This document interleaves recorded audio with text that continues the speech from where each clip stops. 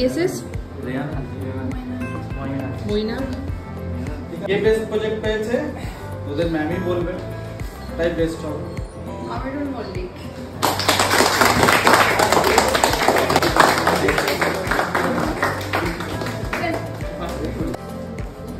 কেমন লাগছে আমিরুল?